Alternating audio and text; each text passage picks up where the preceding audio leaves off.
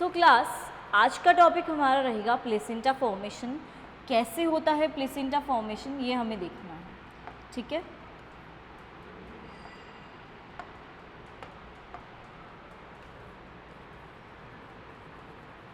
Placenta formation.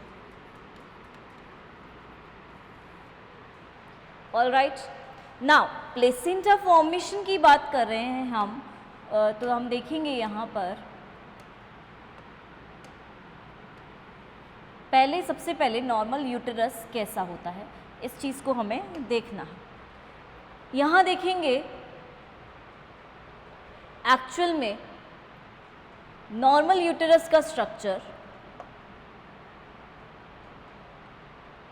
ये पूरा का पूरा जो पार्ट है यहाँ से लेकर यहाँ तक, ये पूरा पार्ट जो है यहाँ तक क्या है, body of uterus. Body of uterus के बाद नीचे वाला ये वाला पोर्शन यहाँ से यहाँ तक सर्वाइक्स हो जाएगा और इससे नीचे वाला पूरा पोर्शन विजाइना हो जाएगा। बॉडी ऑफ यूटेरस में बेबी ग्रो करता है। यूटेरस की जो बॉडी है उसकी जो लेयर्स हैं वो एंडोमीट्रियम अंदर वाली, बाहर वाली मायोमीट्रियम, मतलब बीच वाली जो है मस्क्यूलर जो है वो है मायोमीट्रियम, और ये वाला पार्ट फंडस हो गया, ये पार्ट हो गया ओवैरी का पार्ट हो गया। ठीक है, राइट। और ओवैरी से जो एग कैप्चर किया जाता है वो फिंगरे लाइक स्ट्रक्चर्स होते हैं, फिंगर लाइक स्ट्रक्चर्स होते हैं जो एग को अपनी तरफ सक कर लेते हैं, अपनी तरफ डायरेक्ट कर लेते हैं और ले लेते हैं, और यहाँ से पूरा एग अंदर आ जाता है। ठीक है, सो ये फंडस पार्ट, ये ओवरी पार्ट, और मेनली एंडोमीट्रियम वॉल ये वाली है, मायोमीट्रियम ये वाली है। तो एक्चुअल में मायोमीट्रियम, एंडोमीट्रियम, इन वॉल्स का बहुत इंपॉर्टेंट रोल रहता है जब भी प्लेसेंटा फॉर्मेशन होता है या प्लेसेंटा का जब भी निर्माण होगा, तो यहाँ पर इसका इंपॉर्टेंट रोल रहेगा।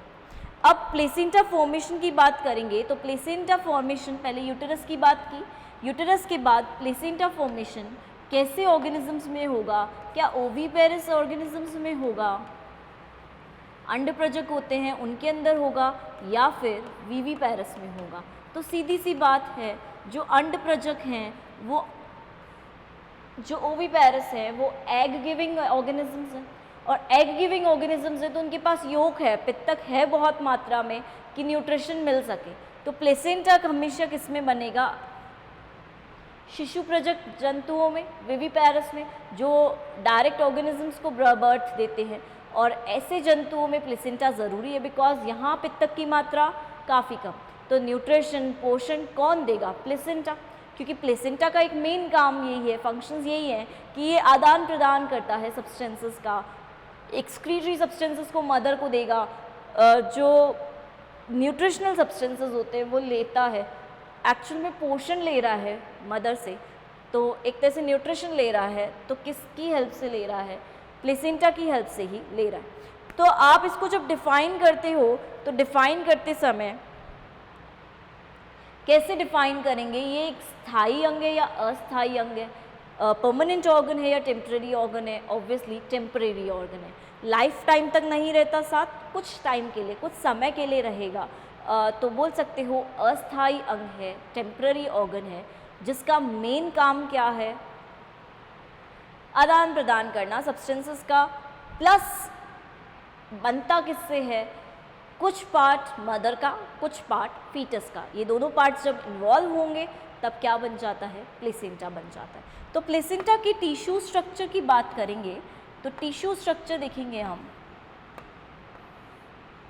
क्या होता है। जब भी बात करेंगे तो प्लेसेंटा एक फीटल पार्ट से बनेगा और एक मैटरनल पार्ट से बनेगा। ठीक है, मदर के पार्ट से प्लस फीटस के पार्ट से, दोनों साइड से प्लेसेंटा बनेगा। प्लेसेंटा जब बन रहा है तो सीधी सी बात एक ये भी है कि यहाँ से भी 3 टिश्यूज़ और यहाँ से भी 3 टिश्यूज़ इन्वॉल्व रहते हैं। मदर की तरफ से हम बोलते हैं एंडोमीट्रियम वॉल जो है, यूटेरस की जो वॉल है एंडोमीट्रियम वॉल बोलते हैं, वो इन्वॉल्व रहती है, वो जुड़ी हुई रहती है। और इसके साथ साथ बीच में संयोजी ऊतक या आप बोल सकते हो कनेक्टिव टिश्यू जुड़े हुए रहते हैं। और देखोगे कनेक्टिव टिश्यू के बाद नीचे की तरफ एंडोथीलियम जुड़ी हुई रहती है। एंडोथीलियम क्या है? ब्लड वेसल की लेयर है, यानी कि जो रक्त वाहिनियाँ है उसकी लेयर है एंडोथीलियम। सेम बात करेंगे फीटस की तरफ से भी कनेक्टिव टिश्यू रहेगा, ठीक है, संयोजी ऊतक रहेंगे और सेम बात करेंगे तो एंडोथीलियम भी रहेगी। बट फीटस की तरफ से एक और स्ट्रक्चर रहता है, एक और लेयर रहती है जिसे हम बोलते हैं कोरियोनिक लेयर या कोरियन बोल सकते हो। कोरियन आप पढ़ चुके हो एक्स्ट्रा एम्ब्रियोनिक मेम्ब्रेन्स, तो क्या होती है कोरियन? कोरियन क्या होगी? आउटर लेयर, सबसे बाहर वाली प्रोटेक्टिव लेयर कोरियन है। तो इसकी तरफ से कोरियन, इसकी तरफ से एंडोमेट्रियम वॉल, ये दोनों वॉल्स आपस में जुड़ती हैं तब प्लेसेंटा का फॉर्मेशन होता है और इनके साथ साथ ये भी अटैच्ड रहते हैं, ठीक है। तो कॉन्टैक्ट जो है वो किस किस के बीच में होता है? संपर्क कोरियन और एंडोमेट्रियम वॉल के बीच बीच में होता है। अब एक और इम्पॉर्टेंट चीज़ कि कोरियन जो है क्या वो अकेली वर्क करती है या वो किसी के साथ मिल सकती है? तो ऑफ कोर्स कोरियन जो है वो दो तरीके से प्लेसेंटा में भाग ले सकती है। एक कोरियन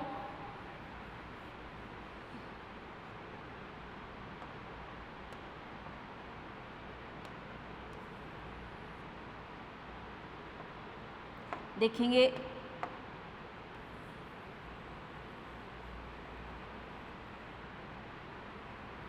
कोरियन से जब हम देखते हैं तो क्या बनते हैं? विलाय बनते हैं। ये विलाय लाइक स्ट्रक्चर्स हैं और ये जो विलाय हैं ये आगे जाके क्या करते हैं हम अभी देखेंगे, लेकिन एक इम्पॉर्टेंट चीज़ जो हमें देखनी है वो देखते हैं पहले।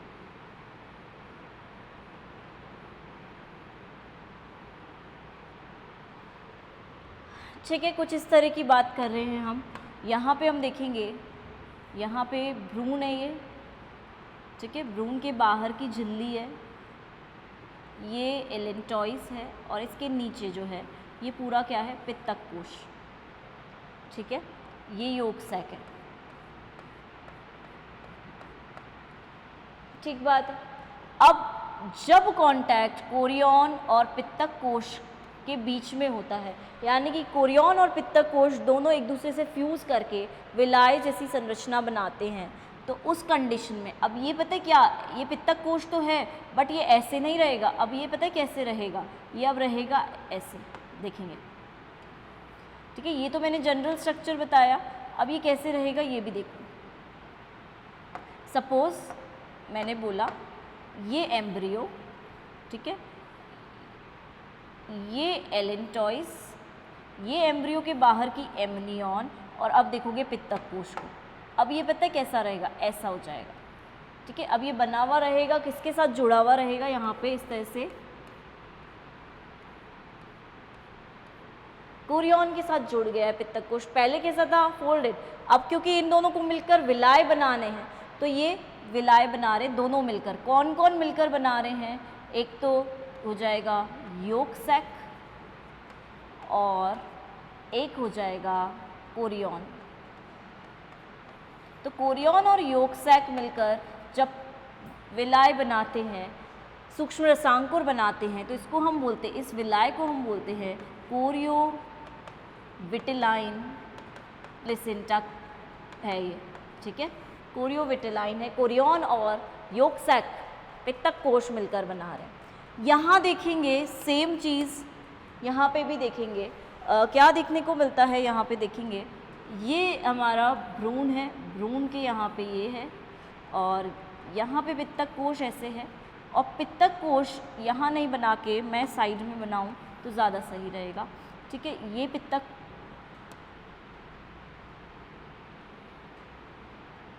ठीक है, ये पित्तक कोश और ये हो गया हमारा, ये हो गई एमनियन, ठीक है। इस तरह से रहेगा एम्ब्रियो, एमनियन, पित्तक कोश, और अब ये क्या भाग आ गया? एलेंटॉइस भाग आ गया, ये आ गया एलेंटॉइस। ये एलेंटॉइस है, यहाँ से निकल रहा है। तो अब किस किस की वजह से सूक्ष्म रसांकुर बन रहे हैं? एक तो हो जाएगा एलेंटॉइस और एक हो जाएगा कोरियन।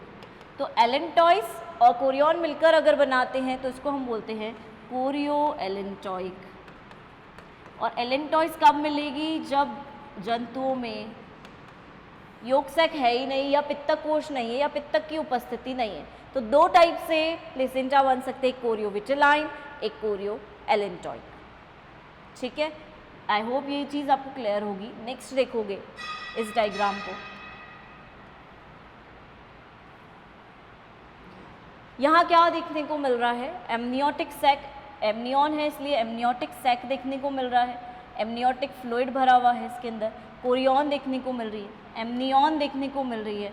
ठीक है, अम्बिलिकल कॉर्ड देखने को मिल रही है। ये इंटरविलस स्पेस है, विलाय, ये विलाय देखो, ये विलाय के बीच की स्पेस जो होगी उसे इंटरविलस, ये विलाय हो गए, निकले हुए हैं बाहर की तरफ। ठीक है, ये प्लेसेंटा हो जाएगा, ये वाला पूरा पार्ट, और ये यूटेरस की वॉल हो जाएगी। इस तरह का स्ट्रक्चर हमें देखने को मिलेगा। नेक्स्ट देखेंगे, यहाँ पर कोरियोनिक विलस है, यहाँ से कैसे प्लेसेंटा जुड़ा हुआ है बॉडी से वो देख रहे हैं। स्पाइरल आर्टरी है, इंटरविलस स्पेस है, डेसिडुआ मेम्ब्रेन है। ठीक है, तो इस तरह से स्पाइरल आर्टरी, ब्लड साइनस ये देखने को मिलेगा। और कैसे टिश्यूज़ में चेंजेस हो रहे हैं ये चीज़ हमें ये शो कर रही है। ये मैटरनल ब्लड है, ये फीटल ब्लड है, तो फीटल ब्लड मैटरनल ब्लड कैसे कांटेक्ट में आ रहे हैं, किस तरह से प्लेसेंटा बन रहा है, ये डायग्राम्स बहुत इजीली शो करते हैं। क्योंकि हम क्लासिफिकेशन ऑलरेडी पढ़ चुके हैं, उसमें हिस्टोलॉजी देख चुके हैं प्लेसेंटा में, तो हम वहाँ पर इतना डिटेल में नहीं जाएंगे। यहाँ बात करेंगे, ये यूटेराइन की वेसल है, ये यूटेरस की वॉल है। यहाँ पे साइटोट्रोफोब्लास्ट देखने को मिल रहे हैं, ये देखिए, ये सिंसिशियोट्रोफोब्लास्ट देखने को मिल रहे हैं। ये प्लेसेंटा विलाय है। ठीक है, ये विलाय प्लेसेंटा का, ये मैटरनल ब्लड यहाँ पर प्रेजेंट है, यानी कि प्लेसेंटा से विलाय का निर्माण हो रहा है। अब देखेंगे यहाँ पर ये जो स्ट्रक्चर है ये इतना सा बन रहा है, इसी में फर्दर और चेंजेस हो रहे हैं। तो धीरे धीरे देखो, ये जो यहाँ से प्लेसेंटा निकल रहा है, ये ब्लास्टोसिस्ट, ब्लास्टोसिस्ट से क्या निकल रहे हैं? सबसे पहले देखोगे विलाय जैसे स्ट्रक्चर्स निकल रहे हैं। धीरे धीरे धीरे धीरे इसमें और चेंज हो रहा है। ये तो पूरा का पूरा किस में चेंज हो जाएगा? भ्रूण में चेंज हो जाएगा। ये भ्रूण बनता जा रहा है, बनता जा रहा है। ठीक है, वीक्स की बात करें 40 वीक्स, बट यहाँ देखोगे यहाँ से प्लेसेंटा भी बनता जा रहा है, बनता जा रहा है, बनता जा रहा है। और प्लेसेंटा में देखोगे अलग अलग टाइप के विलस देखने को मिलेंगे। तो जैसे जैसे डेवलपमेंट होगा, अभी हमने पढ़ा कोरियोविटेलाइन या फिर कोरियो एलेंटॉइक हो सकता है। तो जैसे जैसे डेवलपमेंट होगा, पहले क्या बनेगा? Primary villous. प्राइमरी विलस अब किस में चेंज हो जाएगा? सेकेंडरी विलस में। सेकेंडरी विलस अब किस में चेंज हो जाएगा? टर्शरी विलस में। और टर्शरी विलस जैसे जैसे देखो ब्रांचेस बनती जा रही है, अब इसमें से भी ब्रांचेस निकलती जा रही हैं, ब्रांचिंग हो रही है इनमें। और जैसे जैसे विलस चेंज होते जाएंगे, अब जैसे ही मैच्योर होंगे तो क्या करेंगे? एंडोमीट्रियम की जो डेसिडुआ लेयर है उसको इरोड करेंगे, उसको हटाएंगे, ताकि इजीली ये जो ब्लास्टोसिस्ट है ये उसके अंदर जाकर जुड़ सके, उसके अंदर जाके इम्प्लांट हो सके। तो इस डायग्राम को भी देखेंगे क्लियरली और चीज़ें समझ में आएंगी। देखेंगे अब ये लेयर्स हैं, राइट।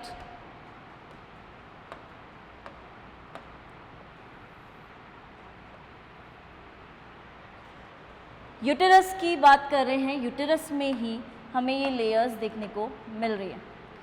एक लेयर है डेसिडुआ कैप्सुलैरिस। कैप्सुलैरिस लेयर कहाँ है? इस साइड है, देखो। ठीक है, पीछे की तरफ है डेसिडुआ कैप्सुलैरिस। यूटेराइन कैविटी, ये रही कैविटी वाला पार्ट। ठीक है, ये डेसिडुआ पेराइटेलिस है जो बिल्कुल बाहर की तरफ प्रेजेंट है। पेराइटेलिस ये वाली कैप्सूल के फॉर्म में है, कैप्सुलैरिस, और ये है डेसिडुआ बेसालिस। ठीक बात है। डेसिडुआ बेसालिस जो है उसी के टिश्यूज़ जो हैं वो इरोड होते हैं, यानी कि इम्प्लांटेशन जो होगा वो इस एरिया में आकर होगा और यहाँ के ही टिश्यूज़ को हटाया जाएगा और ब्लास्टोसिस स्टेज में यहाँ पे इम्प्लांटेशन होगा। इसी डायग्राम को जब हम और डिटेल में देखेंगे तो हमें चीज़ें और समझ में आएंगी। एंडोमीट्रियम की ही लेयर के 3 पार्ट्स हैं। डेसिडुआ बेसालिस, देखो यहाँ पे आके एम्ब्रियो डेवलप होने लग गया, यानी कि बेसालिस पार्ट में ही इम्प्लांटेशन होगा, ठीक है। जिस साइड एम्ब्रियो ग्रो हो रहा है वो बेसालिस है। डेसिडुआ कैप्सुलैरिस पीछे वाली पार्ट है और डेसिडुआ पेराइटलिस बिल्कुल बाहर वाली, ठीक है। और लास्ट में बाहर आ जाता है मायोमीट्रियम, यानी कि एंडोमीट्रियम अंदर वाली लेयर में ही डेसिडुआ सेल्स हैं। तो डेसिडुआ सेल्स को हटाया जाता है और ब्लास्टोसिस्ट वहाँ जाकर इम्प्लांट हो जाता है। ये देखेंगे एक्स्ट्रा सीलोमिक कैविटी है, ठीक है। कोरियोनिक विलाय है, यहाँ से विलाय निकल रहे हैं, कोरियोनिक विलाय, ये योक सैक आ जाएगा ये वाला। ये हो जाएगा एमनियोटिक सैक, क्योंकि एमनियन है ये वेजाइना पार्ट, ये सर्वाइकल कैनाल हो जाएगी, ये यूटेराइन की कैविटी हो जाएगी, यूटेरस की कैविटी, खाली जगह। तो इस तरह से यहाँ बात करेंगे तो प्लेसेंटा निर्माण इस तरह से होता है। और प्लेसेंटा क्या होता है ये आपको क्लियर ही है, कैसे विलाय बन रहे हैं ये भी आपको क्लियर है। ब्लास्टोसिस्ट में हमेशा बाहर की लेयर ट्रोफोब्लास्ट होती है और ट्रोफोब्लास्ट में ही चेंजेस होना शुरू होते हैं, विलस का निर्माण होने लगता है। तो इस तरह से प्लेसेंटा का निर्माण हम देखते हैं। So class, thank you.